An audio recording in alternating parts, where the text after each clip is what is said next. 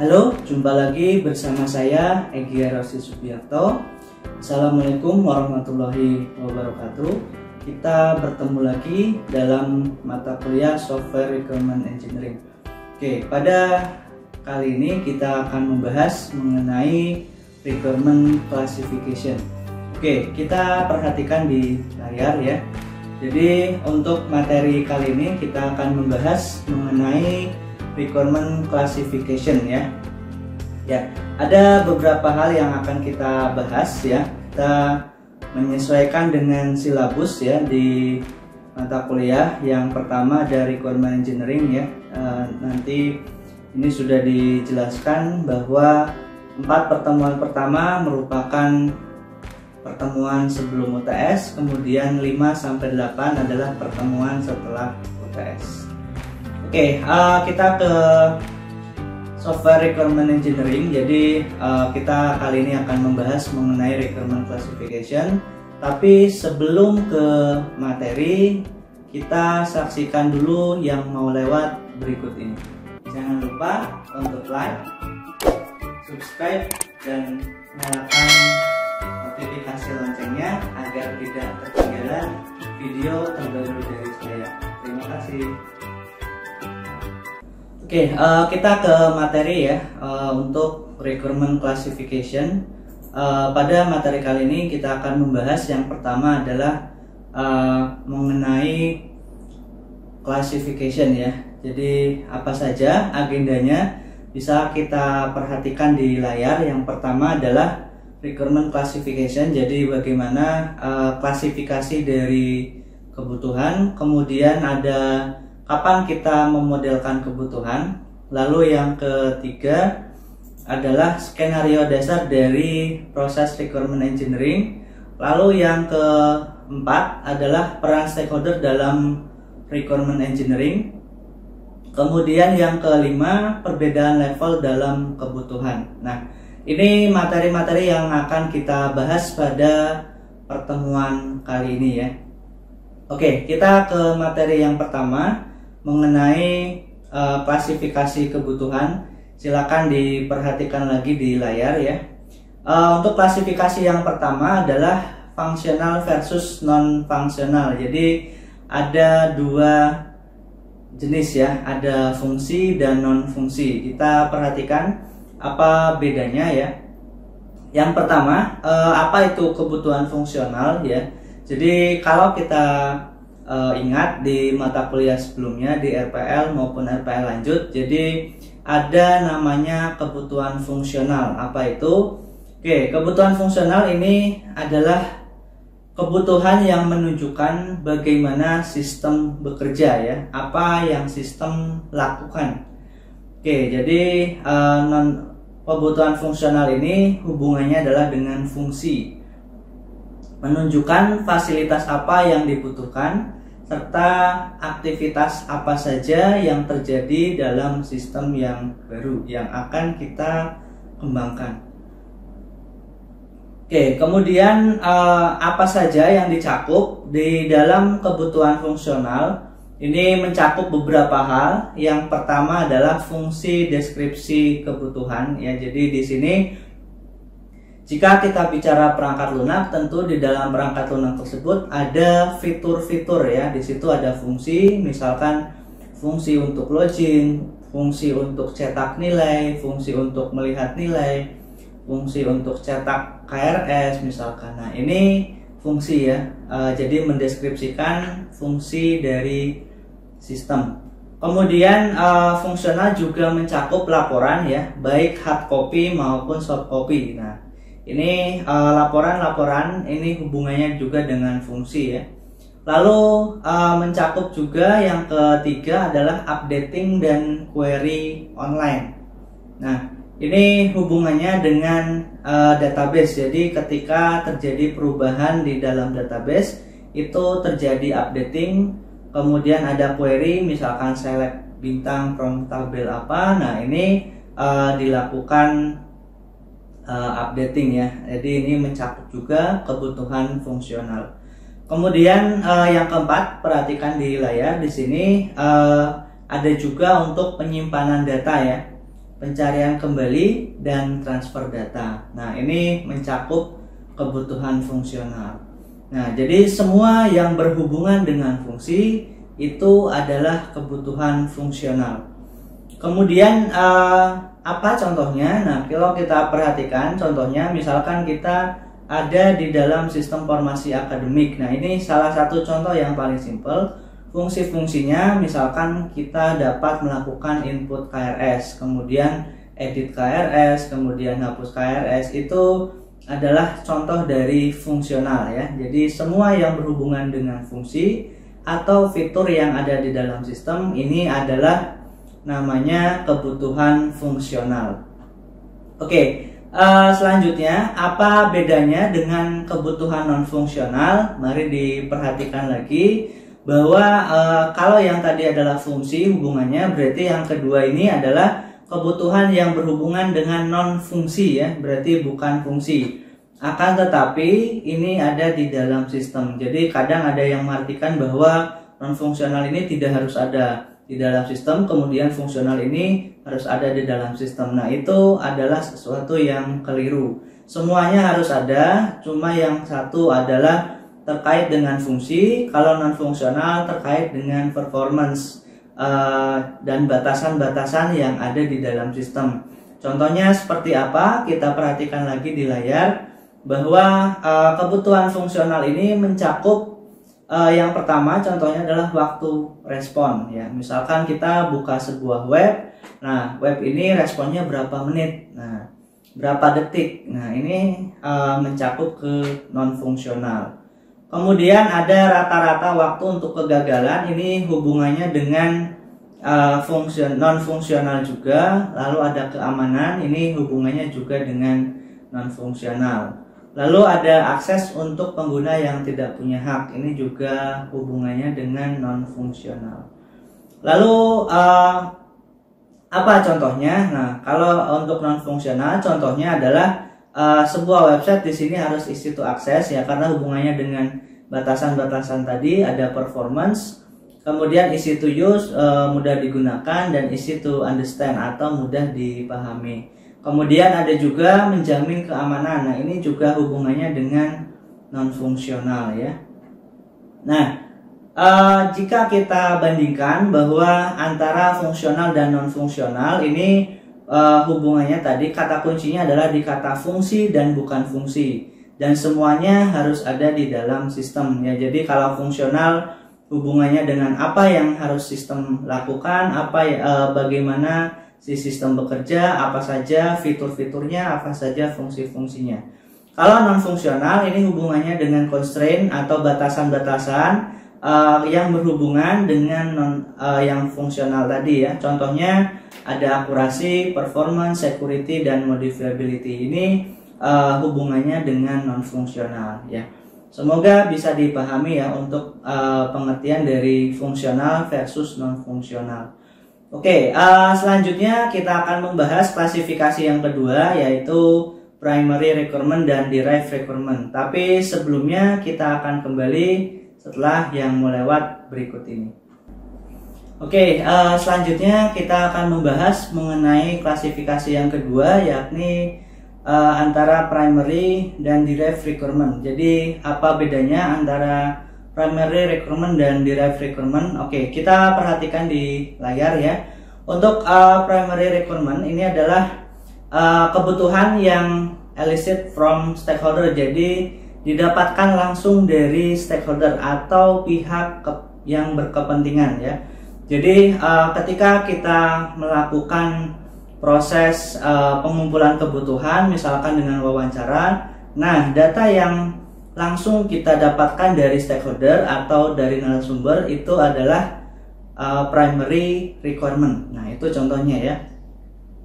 Kemudian apa bedanya? Ini masih primary, jadi requirement yang didapatkan langsung dari klien atau pihak yang berkepentingan ya.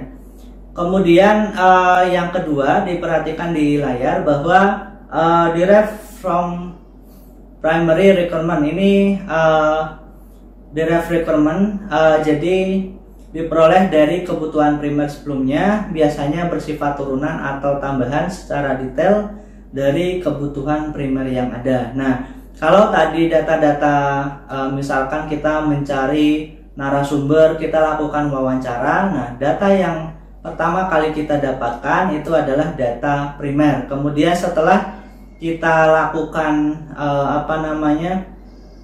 modifikasi, kemudian ada tambahan-tambahan lebih detail misalkan dari data yang lain yang terkait. Nah, ini dinamakan dengan data derive atau data turunan ya.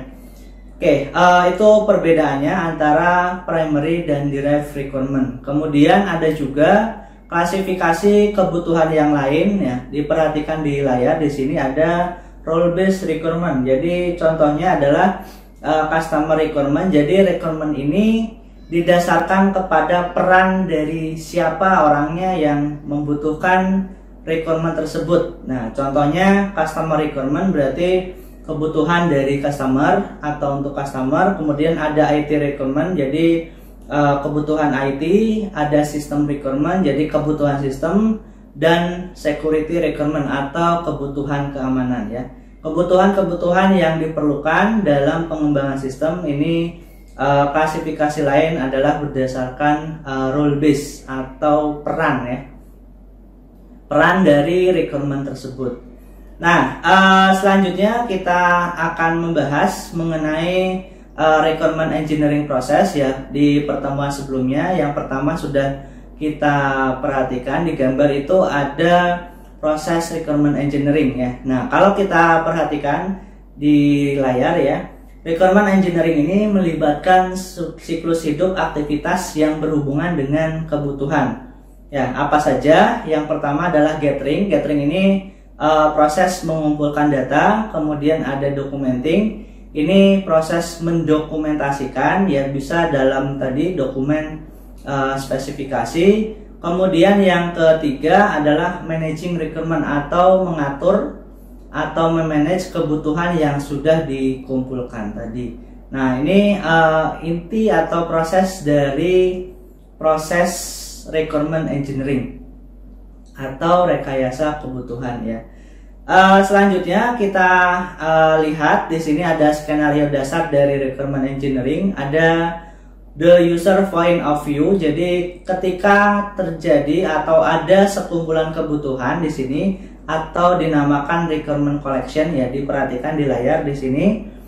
Requirement collection di sini atau sekumpulan kebutuhan yang sudah dikumpulkan. Nah, ternyata di sini setiap aktor, ada aktor A, B atau C, ini punya perspektif atau pandangan yang berbeda bagaimana menggunakan sistem ya. Saya sebagai dosen, kalian sebagai mahasiswa atau sebagai apapun. Nah, kalian ketika melihat sebuah kumpulan requirement ini pasti akan punya perspektif yang berbeda. Nah, kalau kita perhatikan lebih jauh dari user point of view, jadi kita juga bisa menggambarkan bagaimana setiap aktor harus berinteraksi dengan sistem. Nah, di sini contohnya di layar ini menggambarkan dengan use case ya. Jadi ada aktor A, kemudian aktor B. Jadi antara skenario satu dengan yang lain bisa berbeda pandangan. Oke, ini untuk skenario dasar dari requirement engineering. Oke, jika ada pertanyaan nanti bisa bertanya ya, atau komen di bawah ini. Kemudian selanjutnya kita akan bicara mengenai peran stakeholder dalam requirement engineering. Ya, kita akan bahas sesaat lagi setelah yang mau lewat berikut ini. Oke, selanjutnya kita akan membahas mengenai peran stakeholder dalam requirement engineering ya. Oke, untuk peran stakeholder ini hubungannya dengan bagaimana peran seorang dalam requirement engineering ya. Kita perhatikan di layar bahwa in essence requirement engineering aims to transform potentially incomplete, inconsistent, and conflicting stakeholder goals into a complete set of high quality requirements ya. Jadi kalau kita translate, kita artikan bahwa rekayasa kebutuhan ini punya tujuan untuk mentransformasikan kebutuhan yang kurang lengkap, kemudian tidak konsisten, dan konflik tujuan pihak yang berkepentingan. Nah, ini ditransformasikan menjadi satu set kebutuhan yang berkualitas tinggi. Oke, ini tujuannya adalah mentransformasikan yang kurang baik menjadi satu set kebutuhan yang punya kualitas tinggi ya. Oke, selanjutnya kalau kita bicara mengenai typical stakeholder atau jenis-jenis stakeholder atau pihak yang berkepentingan, bisa kita definisikan atau bisa kita bagi menjadi dua ya. Diperhatikan di layar di sini ada product manager ya, dari di sini termasuk user dan administrator dari sisi klien ya. Jadi ada dua, klien dan pembuat software atau developer. Kalau kita bagi menjadi dua bagian ya. Yang pertama adalah sisi klien, baik itu user dan administrator. Kemudian yang kedua adalah software team members atau developer ya. Jadi sisi pembuat softwarenya, baik itu analis, kemudian desainer, kemudian ada programmer, ada tester dan lain sebagainya. Itu dari sisi pembuat software. Nah, ini pembagian stakeholdernya ya. Oke, selanjutnya di dalam requirement engineering ini ternyata terdapat masalah utama, yaitu mengelola berbagai jenis inkonsistensi yang dihasilkan dari proses-proses tadi ya. Proses elisitasi atau pengumpulan kebutuhan, kemudian proses modeling, kemudian ada proses specification, ada proses menentukan prioritas juga. Ini ada masalah utama ya dari sisi inkonsistensi. Nah, diperhatikan di layar bahwa inkonsistensi ini menjadi sangat jelas ketika ada beberapa pemangku kepentingan dan sudut pandang ya. Jadi ketika akan membuat sebuah perangkat lunak, di situ banyak sekali kepentingan ya, baik dari sisi klien, dari sisi user, dari sisi developer maupun stakeholder yang lain. Oke. Nah, karena pemangku kepentingan yang berbeda di sini punya berbagai cara atau untuk mengekspresikan diri mereka, kemudian pendapat yang berbeda, kemudian memiliki prioritas yang berbeda pula. Nah, ini masalah-masalah yang ada di dalam requirement engineering. Nah, kemudian kalau kita bicara mengenai keberhasilan proyek, jadi rekayasa kebutuhan ini tergantung kepada analisis yang akurat ya, dari sisi analis. Nah, ini harus akurat, kemudian harus membackup juga dari sisi ketidaklengkapan dan inkonsistensi kebutuhan yang ada. Oke. Diperhatikan di layar bahwa kebutuhan ini perlu dinegosiasikan dan divalidasi sebelum didokumentasikan, dan pengembang berkomitmen untuk menerapkan kebutuhan tersebut. Ya, ini ya. Jadi di dalam requirement engineering ini masalahnya adalah di situ ya, inkonsistensi dan kurang lengkap. Ya. Nah, kita akan membahas mengenai different level of requirement. Jadi ada perbedaan level dalam kebutuhan ya. Di sini kalau kita bicara mengenai level, di sini ada level strategik, kemudian ada tactical dan ada operational ya. Kita perhatikan di layar di sini untuk level strategik, ini hubungannya dengan strategi dari manajemen ya. Kalau di sisi organisasi ini ada bisnis strategi, ada competitiveness, teknologi, marketing, kemudian ada nilai ekonomisnya dari produk tersebut. Nah, kalau di sisi produk ini dari sisi manajemen strategi juga harus melihat packaging requirement-nya, kemudian ada produk arsitekturnya, ini harus sesuai. Nah, kalau dari sisi project harus mencakup dari perencanaan proyeknya, kemudian ada feasibility study. Feasibility study ini adalah studi pendahuluan ya, jadi studi yang dilakukan sebelum perangkat lunak itu dibangun. Nah, kemudian kalau dari sisi project, kalau dari sisi strategic management juga harus memperhatikan orang-orang yang direkrut, ini harus sesuai dengan bidangnya. Nah, kalau dari sisi taktis, ini hubungannya dengan perencanaan, kira-kira keuntungannya seperti apa, benefitnya seperti apa, Nah, kalau dari sisi produknya, kita bicara mengenai pengelolaan research atau sumber dayanya, kemudian implementasi dari spesifik rilisnya.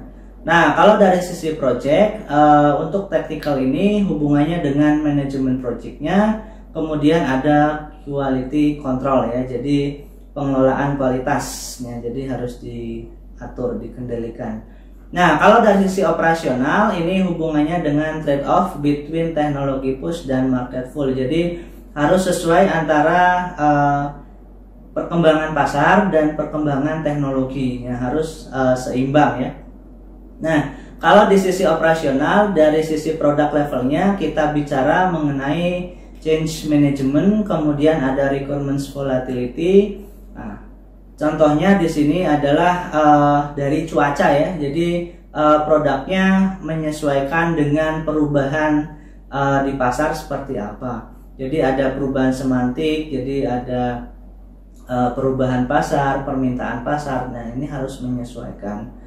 Ya, tentunya hubungannya dengan pasar perangkat lunak. Lalu kalau dari sisi operasional kita bicara mengenai project, ini hubungannya dengan validasi ya. Validasi hubungannya dengan requirement untuk next release ya. Jadi next release ini release software yang selanjutnya. Oke, ini untuk different level of requirement. Jadi itu yang dapat saya sampaikan untuk materi pertemuan kedua. Nah, selanjutnya untuk tugas silakan diperhatikan. Kita akan kembali. Oke, untuk yang terakhir ini ada satu tugas individu ya. Silakan nanti dikerjakan secara individu karena ini pertanyaannya berisi mengenai pendapat kalian ya. Nanti tolong dijawab sebaik mungkin dan kalau bisa sesuai dengan pendapat kalian pribadi ya. Nanti saya kira kalau pribadi jawabannya ini tidak akan sama dengan orang lain ya. Kalaupun sama pasti tidak akan sama plek. Jadi tolong dijawab menurut pribadi kalian ya. Oke, silakan diperhatikan di layar. Untuk tugas 1 ini sifatnya individu ya. Nanti untuk menjawab pertanyaan berikut lalu nanti dituliskan dalam satu lembar kertas. Nah, untuk pengumpulannya nanti ada di Kulino ya. Kalian kumpulkan di Kulino, nanti ada kolom tugas untuk tugas 1 individu ya. Silakan jawab pertanyaan berikut. Nah, ini ditulis tangan ya, diketik juga boleh di satu lembar kertas. Menurut Anda pribadi seperti apa requirement yang berkualitas? Nah, ini dijelaskan ya, tolong dijelaskan minimal 1 paragraf. Requirement atau kebutuhan yang berkualitas itu seperti apa sih? Oke, kemudian yang kedua diperhatikan di layar di sini, bisakah Anda memberi contoh kebutuhan fungsional dan non fungsional dari sistem akademik ya, sistem informasi akademik Siadinya Udinus? Jika iya, berikan masing-masing 3 contohnya ya. Jadi 3 kebutuhan fungsional dan 3 kebutuhan non fungsional. Nah, silakan diberikan contohnya ya. Kemudian yang ketiga, pertanyaan ketiga, menurut Anda ya, menurut Anda pribadi, apa permasalahan yang sering ditemui terkait pengumpulan kebutuhan, lalu apa solusinya? Nah, ini kalian berpendapat ya, silakan. Oke, itu 3 pertanyaan, silakan kalian tulis di kertas, diketik juga boleh. Nanti dikumpulkan di Kulino di pertemuan 2. Ada kolom tugas 1 ya untuk tugas individu. Oke, demikian yang dapat saya sampaikan. Kurang lebihnya saya minta maaf. Terima kasih. Sampai jumpa di pertemuan selanjutnya. Wassalamualaikum warahmatullahi wabarakatuh.